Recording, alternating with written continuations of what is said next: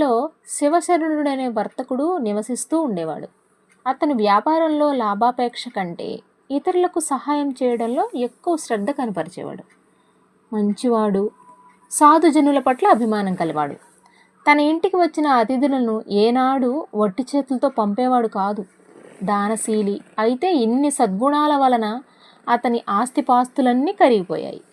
చాలా ఇబ్బందులు ఎదుర్కొన్నాడు. అయినప్పటికీ తన పద్ధతులను ఏమాత్రం మార్చుకోలేదు. ఒకనాడు శివశరణుడు ఇంటికి కొందరు సాధువులు వచ్చారు.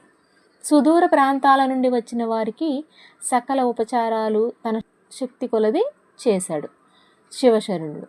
ఆ సాధువులలో ఒక ఆయన అతని పరిస్థితిని గ్రహించాడు.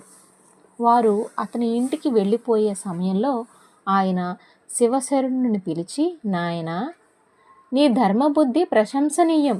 ఒకసారి నువ్వు ఉచ్చస్థితిలో ఉన్నప్పుడు వచ్చాను. అప్పుడు ఏ విధంగా ప్రవర్తించావో నేడు బేదరికంలో ఉండి కూడా నువ్వు అలాగే ప్రవర్తిస్తున్నావు.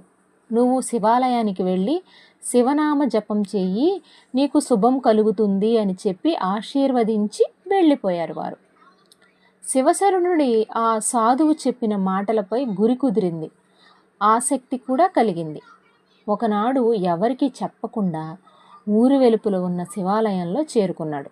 శివాలయం అపరిశుభ్రంగా ఉంది. దాన్ని శుభ్రం చేసి తాను కూడా శుచి అయిన శివనామ స్మరణ చేస్తూ కూర్చున్నాడు. అతను ఆ విధంగా శివస్మరణలలో మునిగిపోయాడు. అన్నపానాదులు కూడా తీసుకోలేదు. కనీసం స్నానం కూడా చేయలేదు. భక్తిలో మునిగిపోయాడు. ఆ విధంగా శివశరణుడు 40 పగుళ్ళు 40 రాత్రులు శివనామస్మరణ చేశాడు.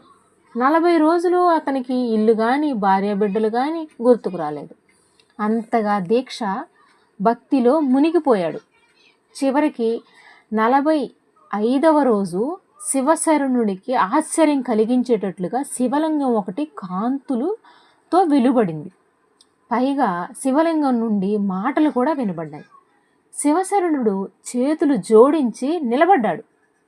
అప్పుడు శివలింగంలో నుండి, నాయనా శివశరణుడా అని, నీ నిశ్చల భక్తికి మెచ్చాను. తరిగిపోయిన నీ సంపదలు తిరిగి లభించే మార్గం చెబుతాను, శ్రద్ధగా విను. వెళ్ళి నదిలో శుచిగా స్నానం చేసి అక్కడ నుండి తడి బట్టలతోనే ఇంటికి వెళ్ళు. ప్రధాన ద్వారం గుండా లోనికి వెళ్ళు. అప్పుడు ఒక భిక్షగాడు నీ ఇంటి వాకిట్లోకి వస్తాడు. ఒక పెద్ద దుడ్డు కర్రను తీసుకొని దానితో